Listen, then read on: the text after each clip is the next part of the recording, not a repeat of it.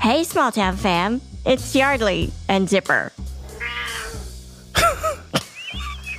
And Dan. And Dave. Yay, it's the A-Team. Listen, have you ever wanted to wake up to a cup of hot coffee in a snazzy Small Town Dicks mug? Well then, walk your fingers across that keyboard to smalltowndicks.com/store and check out our Small Town Dicks merch store. We've got classic merch like coffee mugs, enamel pins, pint and shot glasses. We've also got some true crime themed merch like a keychain pepper spray. A small pepper spray that fits on your keychain in a leather Small Town Dicks case. We also have an auto safety tool, used and recommended by many first responders. It's the same kind that I used to carry on my keychain. It has a guarded blade to slice through your seatbelt if you're trapped in your car after an accident, as well as a spring-loaded spike head to shatter glass in emergencies. Of course, we hope you never have to use it, but you'll be glad you have it if you ever do. Comfy, fuzzy socks with the Small Town Dicks logo. Come on, who doesn't want some cozy socks from their favorite podcast? I do. So check out these items and more in our merch store at smalltowndicks.com/store. Do it.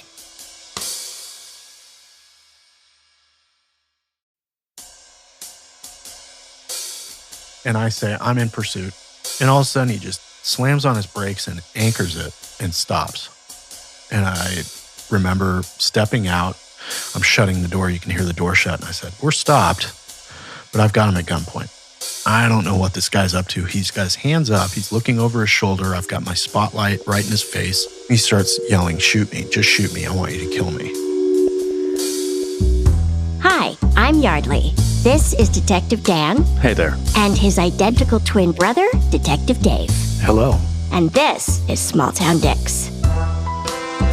You'll hear detectives from small towns around the world discuss their most memorable cases. We cover the intimate details of what went wrong and what went right. As these dedicated men and women search for justice and crack the case. Names and certain details have been changed to protect the privacy of the victims and their families. So please join us in maintaining their anonymity out of respect for what they've been through. Thank you.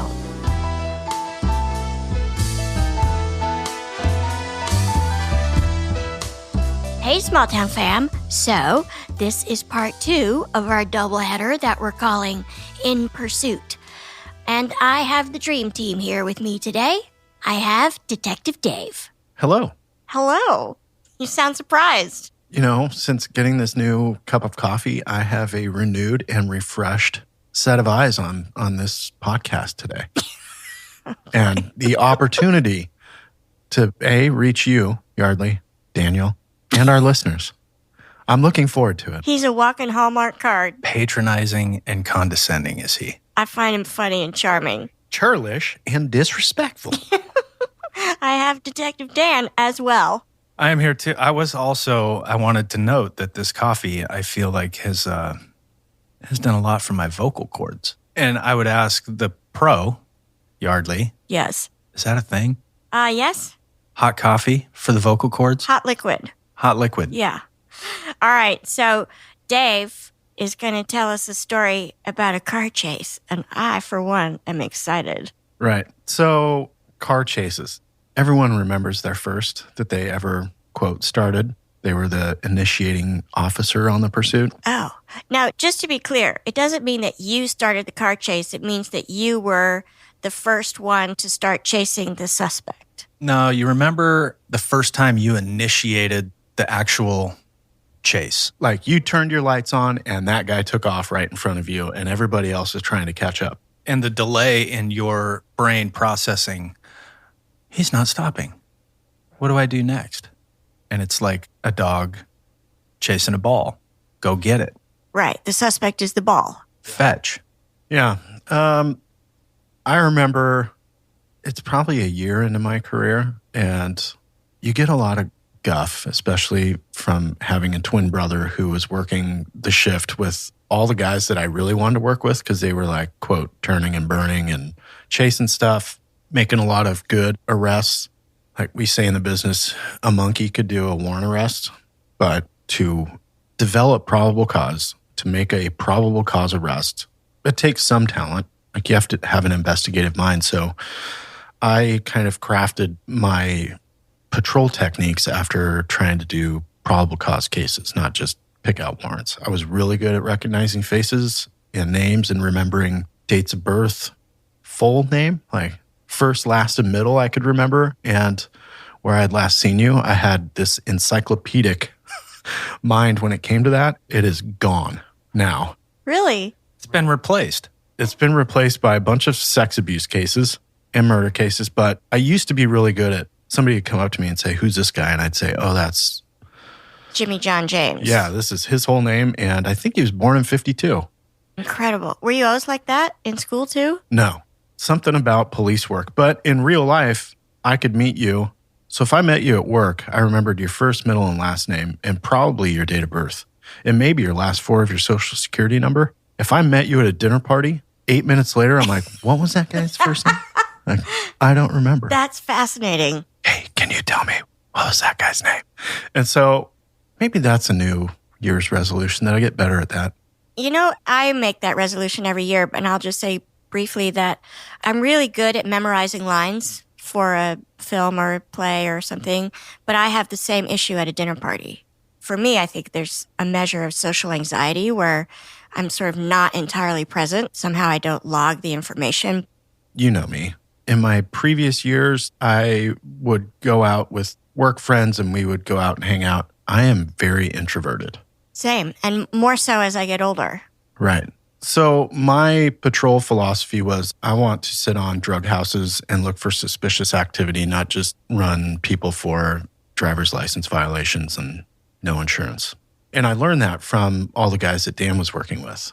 There were guys in the department that were making big cases, putting together really good cases, and I was like, I want to be like those guys. And isn't it because you were just a couple of years behind Dan? You have to rise through the ranks. You don't just get put on really awesome assignments. Right. When you're new, you're getting the last pick of the last shift available. So you don't get to pick who you get to work with. You don't get to pick which sergeant you're going to be working with. You don't get to pick which dispatcher is going to be on when you're working. So there are aspects to seniority that are beneficial because you get to pick all those things. In this case, I was really putting a lot of pressure on myself. Everyone's like, when are you going to get in a pursuit, Dave? I'm like, it's not for a lack of effort. And I talked to an older officer, very experienced officer. His name was Rick. And we were just sitting offline talking.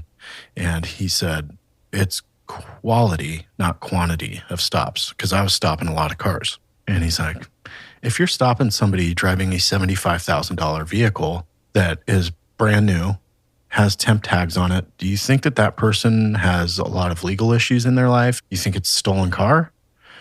Like, you need to start looking at houses where on the tip line, there's lots of criminal activity. If you're looking for criminals, go to where the criminals are hanging out. And so I started looking at the houses that were always on the tip line, short stay traffic, where neighbors would call in and say, I think my neighbor's dealing drugs. Here is a list of 14 license plates that came to that house today, and none of them were there for more than 10 minutes. That is abnormal activity in a quiet neighborhood. So I started sitting on houses like that, and I would follow cars. Once I had probable cause for a stop, I'd line them up, see who's in the car and what they're doing at that house. It's also letting the neighbors know when you go driving by this house on the tip line that the police got their call on the tip line, and we care. We want to help that neighborhood eliminate this house and this problem, because if there's vehicle traffic coming to that house, there's also going to be foot traffic and bicycle traffic. And what do they do on their way out of that or into that neighborhood? They're checking cars. They're checking the mailboxes. They are stealing. They are vandalizing. They're littering. Basically, you have these 2 and 3 block circles around these problem houses that those people are always on guard, because 3 times last month, they walked out to their car and their window was broken. They're tired of it. So it's useful to sit on those houses. So in this case, I'm sitting on a neighborhood that has a lot of activity that we've been describing. And I start following this car out of a neighborhood, and there's 2 passengers, driver and 2 passengers. There's 2 males, I think, because they have flat-brimmed hats on. And then I think that the front right is a female. Not sure. I just see kind of longer hair. Follow this car.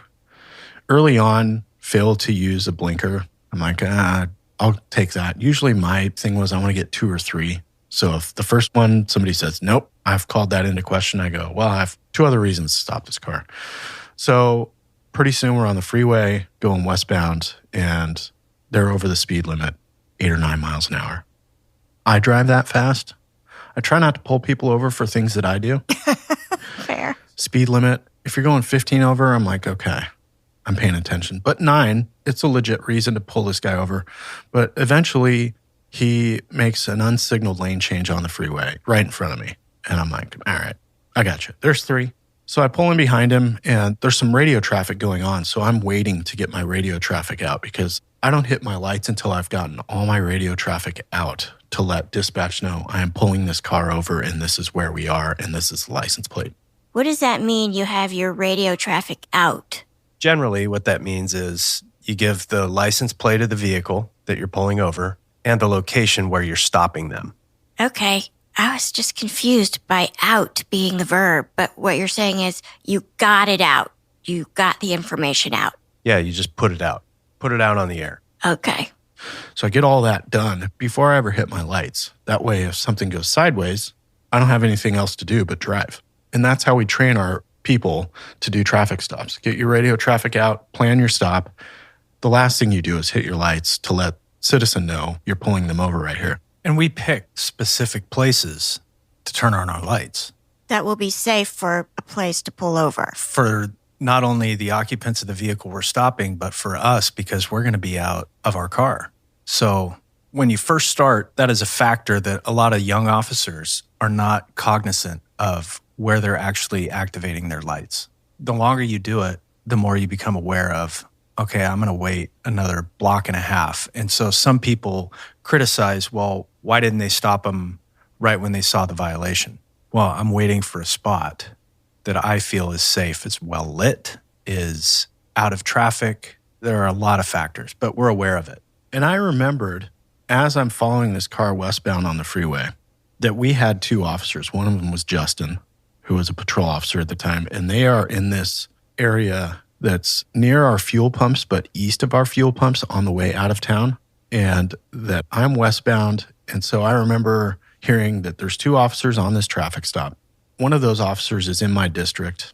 The other one arrived to cover the other officer in my district. So our numbers are down because I already have 2 guys that are dealing with something. With a different traffic stop. With a different traffic stop. So I even get this as a sergeant. People say, well, your cop waited like 3 miles before they pulled me over. And Dan's right. To me, that means nothing. Does it negate the fact that you committed a traffic violation? I know that there are factors into why that officer might have waited. If I'm 5 miles out of town and I'm coming back into town and there's a traffic violation that happened in front of me, I'm probably not going to pull you over 5 miles out of town. I'm going to wait until we get closer to town because my cover's closer. I'm going to look for well-lit area. So 3 to 5 miles, big deal. You still committed the traffic violation. It didn't go away. There's not like an expiration date. So in this situation, we're driving west, and I know that I'm coming up on an exit that if I pass that exit, it allows those 2 officers on the other traffic stop, if I need help, that they'll come in behind me on the freeway. If I do the traffic stop before that exit, they got to go a long way to get to me. They're going to have to get on the freeway, go the opposite direction, go up to another intersection, turn around, and come back another mile to catch me. So I'm not going to light them up until we're at least committed to this exit. Well, they take the exit that is now going towards where these officers are, and I'm like, well, perfect. Depending on which way they go, left or right off this exit, if they go north, perfect. We're going to be even closer. If they go south, I'm heading towards the city in more lighted area. So either way, I'm good. I end up going north towards this other traffic stop. And when I get up to the intersection that is just west of the traffic stop where these other 2 officers are, I decide to hit my lights.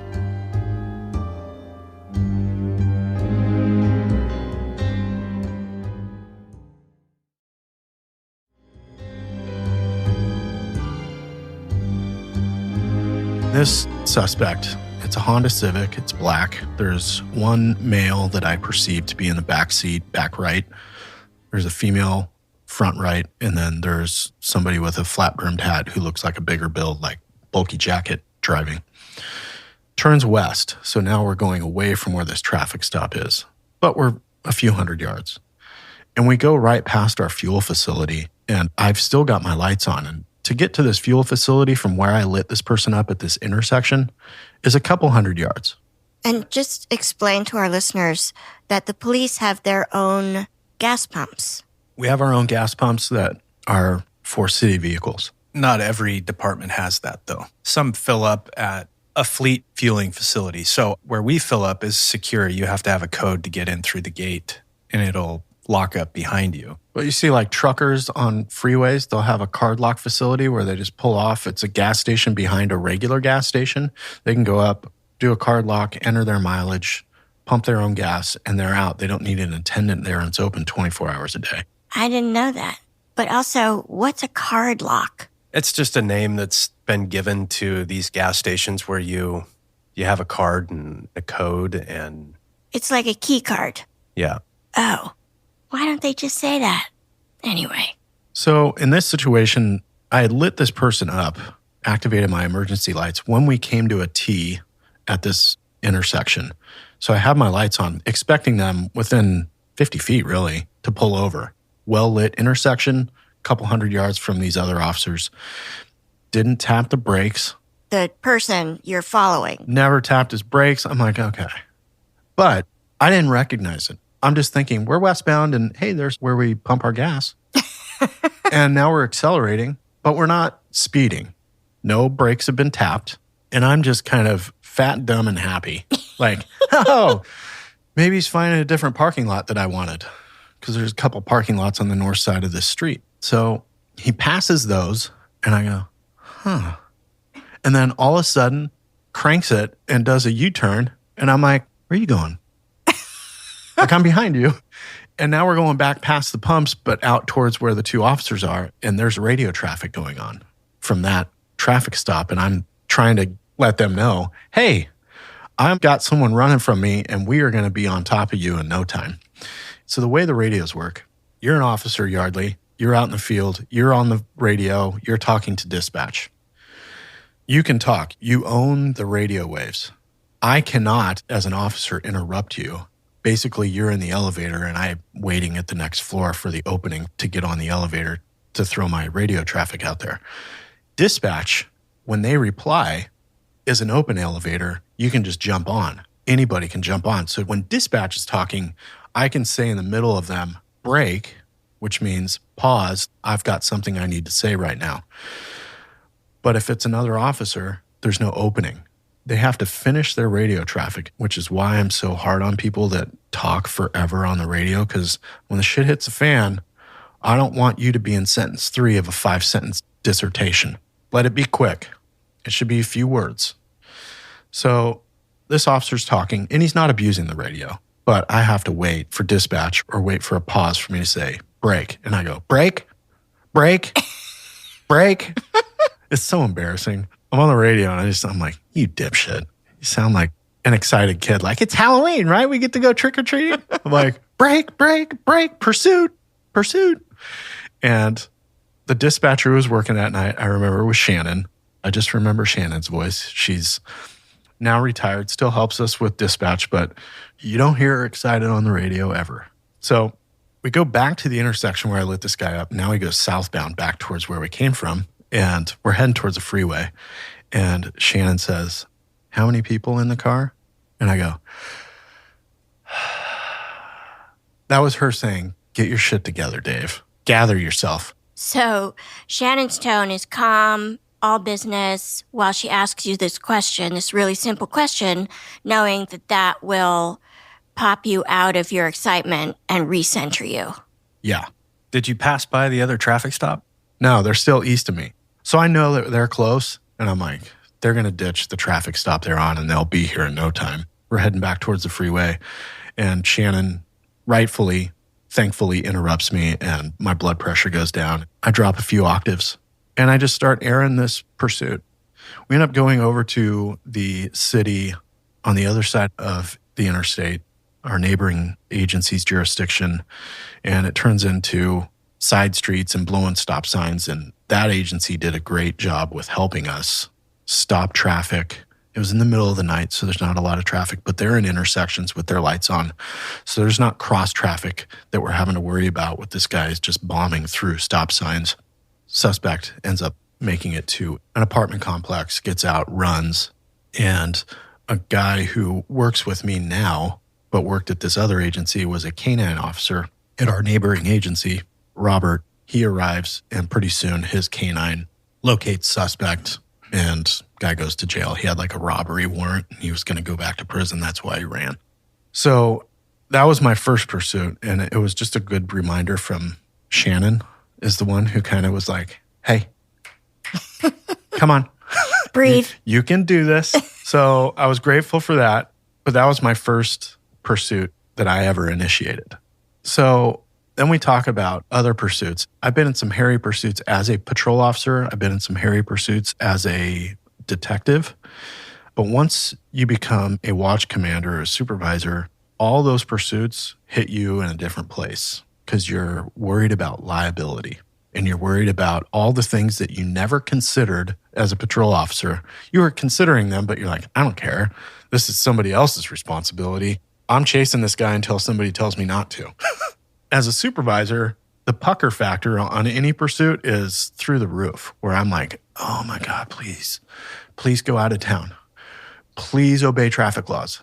Please be low speed. Like, you have a wish list of everything you want to happen. And inevitably, none of it happens. Of course, because it's a pursuit. Right. And then my first pursuit that I started as a supervisor, of course, I was like, I'm not going to terminate my own pursuit unless it's really hairy. But it happened right in front of me. I knew this guy was going to run before I ever turned my lights on, just based on the way he was driving. And it felt like this guy was trying to get my attention. I was on a traffic stop covering another officer, and this suspect came driving towards us on a main street and slammed on his brakes in a 40-mile-an-hour zone, like smoke coming up. It's probably 2 a.m. And I remember looking over, and the officer that I'm with, his name is Connor, is dealing with a felony offense with this traffic stop that he's dealing with as a felony driver's license suspension, but it's a felony. What is that?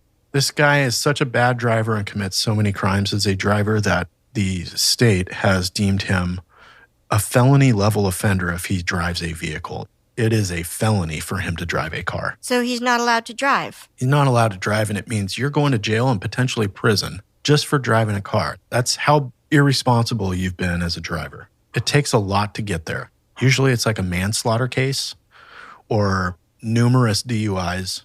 You get to this felony level habitual offender status. Or if you get in a lot of police pursuits. If anytime the police try to pull you over, you run, then our Department of Motor Vehicles and our courts say, I'm sorry, you've just lost your privilege to drive. You're done. Yeah, it's a privilege. I have never seen in the Constitution you have the right to drive.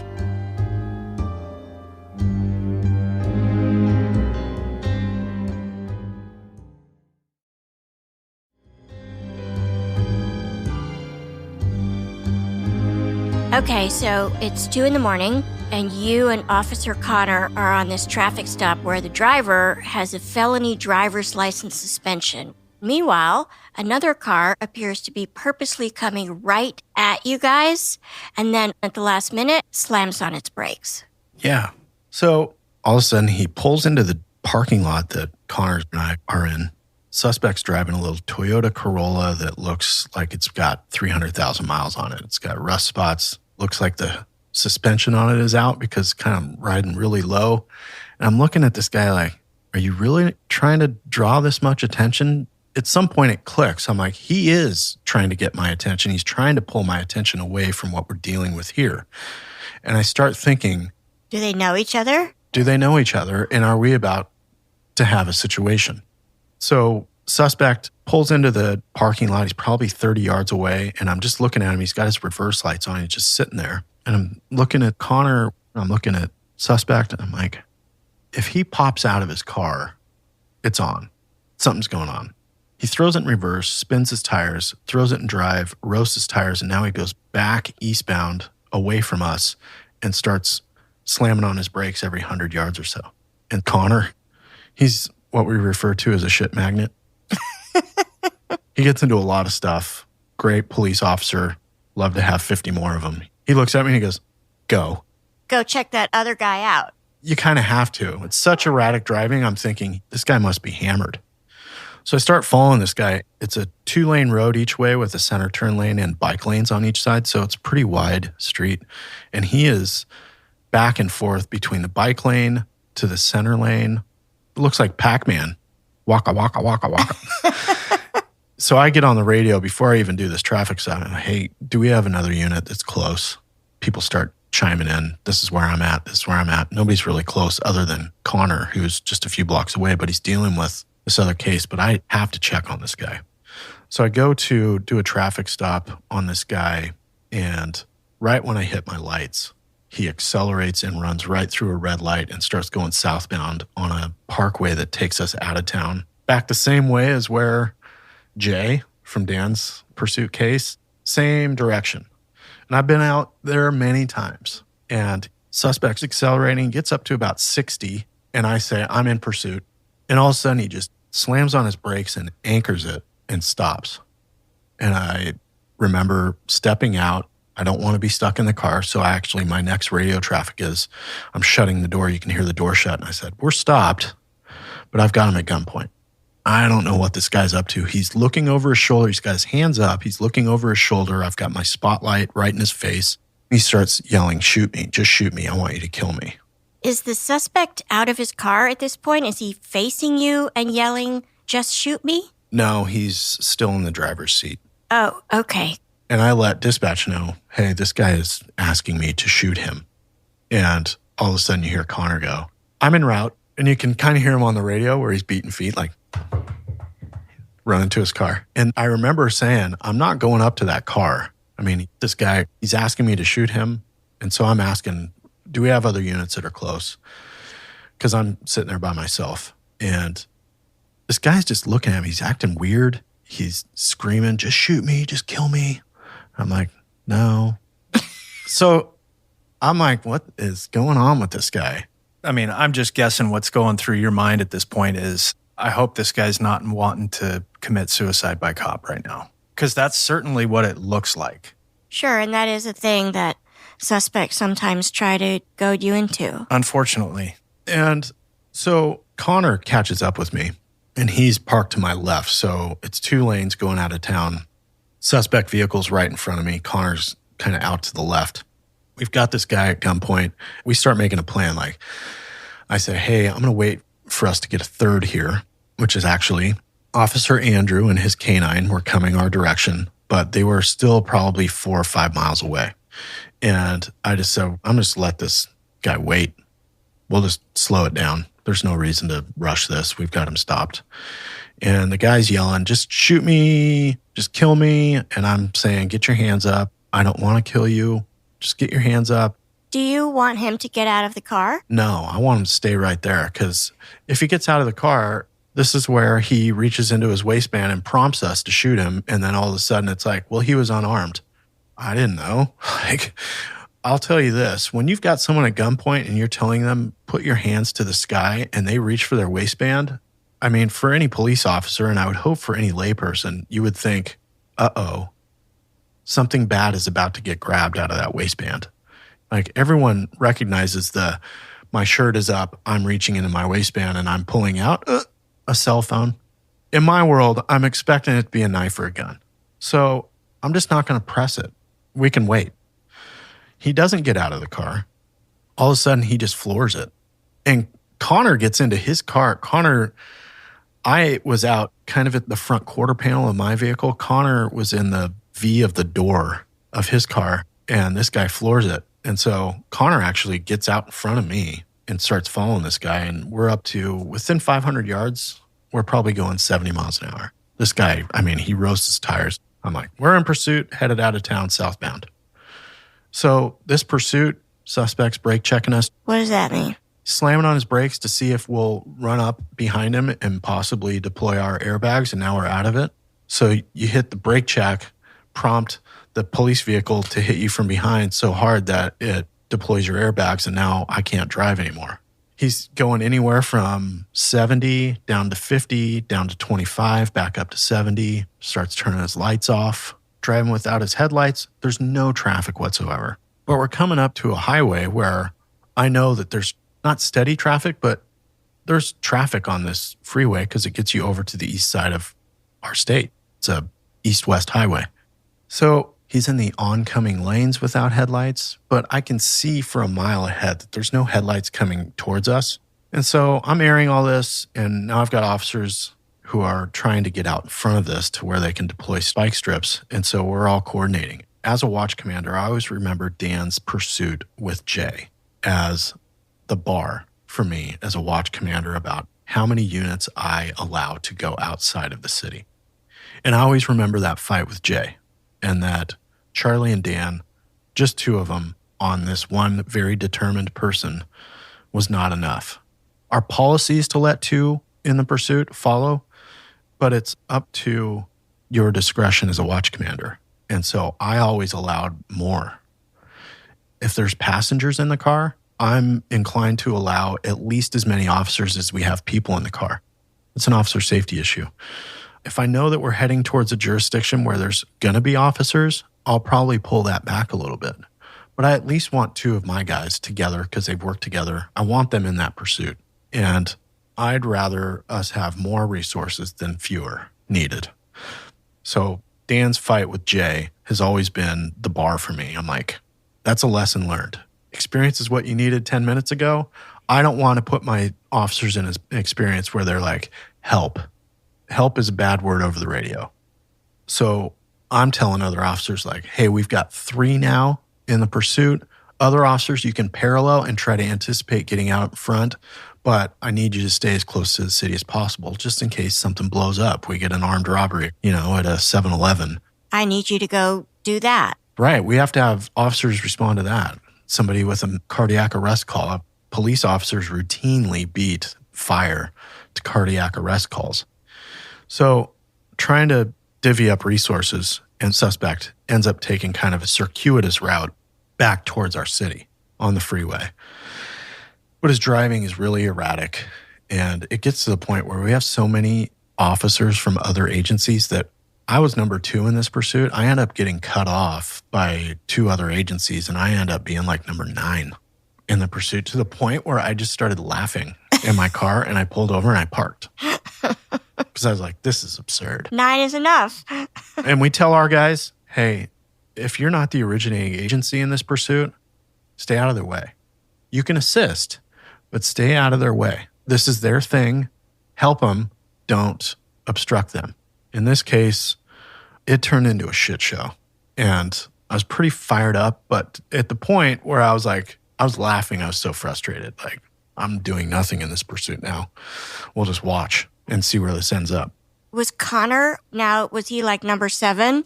Connor was closer to the front and actually had to get on the radio and tell this other agency, hey, can you get out of the way? So how this happens typically is our suspect driving is out in front, and sometimes they run through stop signs. They're out ahead, and sometimes there's a gap between the first police car and our suspect car. When you're coming to assist and you're not on our frequency, your dispatch has said, hey, there's a pursuit going on with this agency. They are in this direction of travel, and here are the speeds. Here's the suspect vehicle. Sometimes in that gap, these assisting agencies will just pop right out.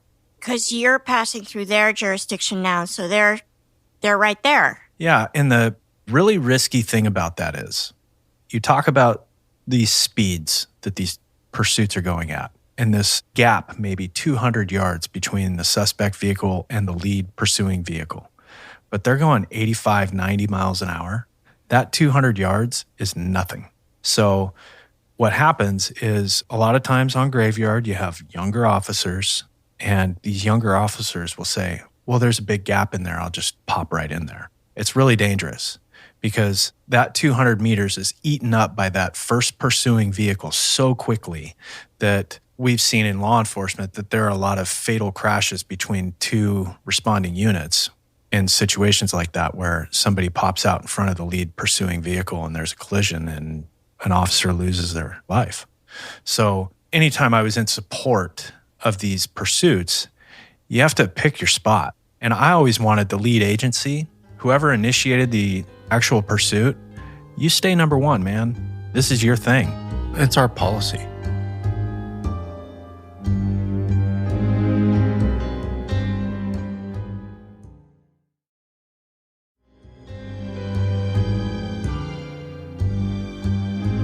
So in this situation, I've got my A team working that night. I had a lot of officers on duty that night. I felt good about our numbers and how people are going to respond and react and anticipate where this is going. So everyone kind of starts fanning out, trying to get into a position where they're not part of this 25-unit train of officers behind suspect. And I was really proud of our folks that night. It ended up where Julio gets spike strips out in front of this guy. And here's the suspect story. He was called in earlier in the night for being disruptive at someone's house in our neighboring city. He threw something through a window, broke a window, fled. They gave a vehicle description of his vehicle, and they knew him by name and knew that he was a hothead. He then drives to his girlfriend's house in our city. She calls in and lets our dispatch know this guy something's off with him tonight. He's possibly suicidal. Is he on drugs? He's drunk. Turns out he's drunk. But a volatile relationship with his girlfriend. And it just turns out that I didn't know all these facts. I had heard the call from our neighboring agency come out where it was like, hey, he broke a window or something, as I recall. So when I'm assisting Connor on this call. On the felony driver's license call? Yeah. Turns out the suspect had just left the neighboring agency and driven over into our town. And Connor and I were the first two police officers this suspect saw that night. And he wanted to draw some attention to himself. So that's why he drove the way he did. To basically say, hey, I'm right here. Come chase me. The suspect didn't realize that you and Connor didn't know about his previous offense in the other town. Right. So actually, when I ran his plate to call out the traffic stop, dispatch came back because they'll do all kinds of background gathering on, you give a plate, they'll find out the guy's name, what calls that plate or that person's been associated with. So by the time we are headed out of town on this pursuit, I've already got info that suspects associated with this other disorderly conduct vandalism call in our neighboring city, that he's associated with this other call with his estranged girlfriend. So you get a little glimpse into where this guy is that night. So now it's not just a traffic stop with an erratic driver. It's this guy's caused problems at multiple residences tonight. He's going to be a problem. We need to stop him. So he ended up getting spike stripped by Julio, well-placed, great strategic thinking officer who was like, based on where this guy's going and his girlfriend's house, I think he might come back to the neighborhood. I'm going to stay here. And sure enough, suspect went right through the intersection and Julio put out spike strips and we flattened two of the guy's tires. So suspect ends up going another, I don't know, maybe a mile. And he finally goes, okay, it's over. Stops in the middle of a street.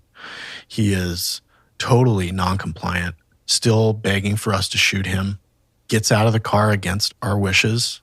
Like, we want to slow it down and say, all right, driver, throw the keys out the driver's side window. Keep your hands up. Do you understand? Like, fairly calm and methodical. This suspect jumps out of the driver's seat right at the end of this pursuit where he stops before we can get all of our resources lined up. And he's acting like he's reaching in his back waistband. And we send the dog on him and he gets bit. Takes him down. He's still begging for us to shoot him.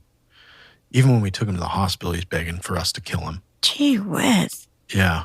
So he got a pretty nasty dog bite. He got bit right in the knee cap area. And so I can't imagine that felt good. But once he sobered up, he was much more reasonable. But he said, yeah, I'm having a bad night. I'm really pissed off at my girlfriend and these other people. So I was out raising hell and I was looking to get your guys' attention. I was like, you got it. But in that situation, as a watch commander, I'm right in the train on the driving and everything that was going on. There were a couple of times where I was like, oh man, I don't like this. oncoming traffic, no lights.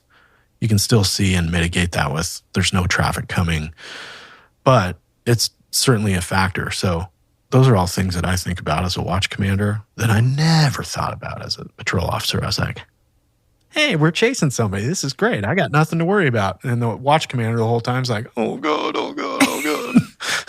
So one of the things you have to do when you become an officer and when you've been in some of these chases is you have to gain the trust of your watch commander. So he or she will allow you to continue to pursue these vehicles because the watch commander has to be able to trust you.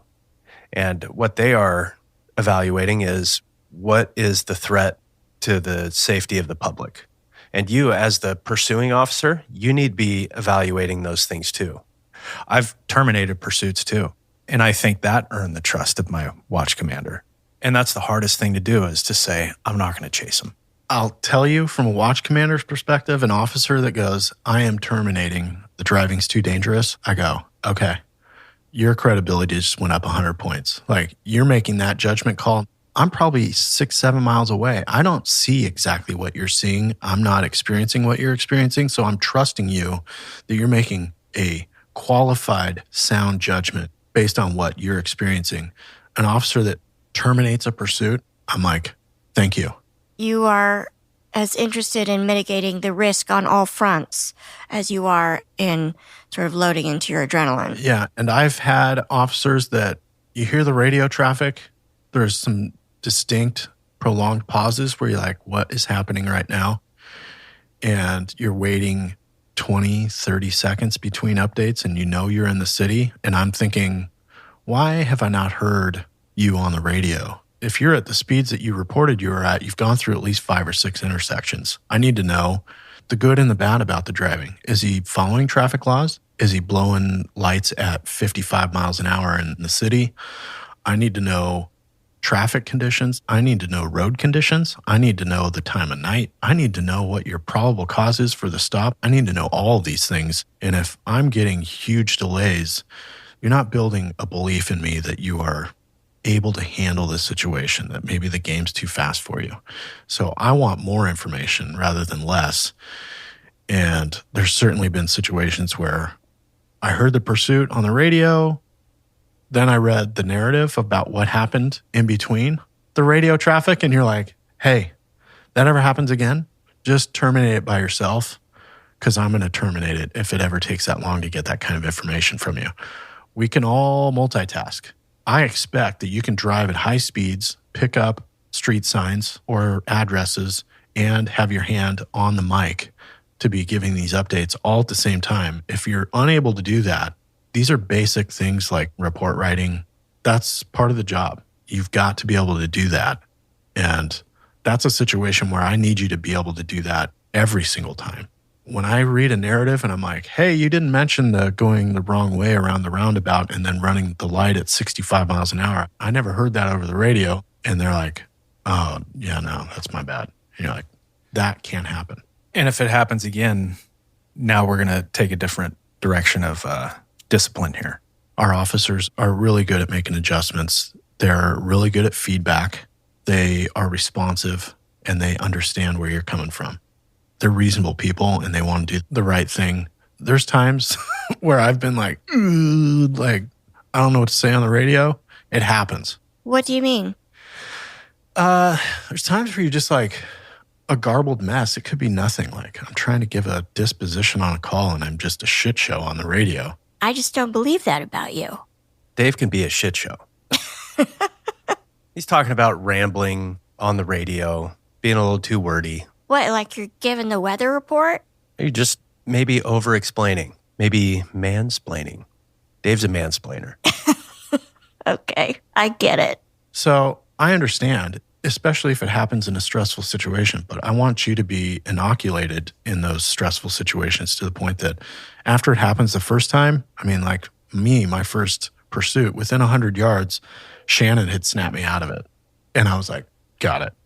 If it takes multiple incidents for you to be able to recognize that you need to snap out of it, you got some more work to do. It's just a fact. Just a fact. Yeah. I feel like now we all know what's going on inside the cop car when we watch a high-speed chase on TV. Now you know what they're actually saying to each other, more or less. The sort of things that they're looking for, watching for, trying to avoid, the risks they're trying to mitigate. You only get that here. If you want a good example of what pursuit radio traffic sounds like, if you listen to our Kilcullen episodes, we've got it in there. And you'll hear Dave and you'll hear James and their radio traffic. And you'll hear my voice too, but they both did a really good job during that. And you can hear the poise. And the succinctness of the messages that you're conveying over the radio, as you said. Like really brief, just the sort of need-to-know details so that your cover can keep up and respond appropriately. Yeah, and the radio's like a party line in the old days. You know, you got a lot of people wanting to talk. There's only a few people with actual information that helps the rest of the party. That's well said. Yeah. Brilliant. Thank you both. Dan, Detective Dad, You're welcome. Detective Dave. Thanks. We'll see you next time.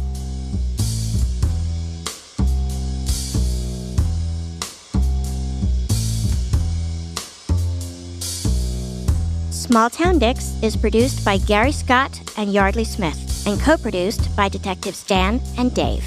This episode was edited by Soren Bajan, Gary Scott, and me, Yardley Smith.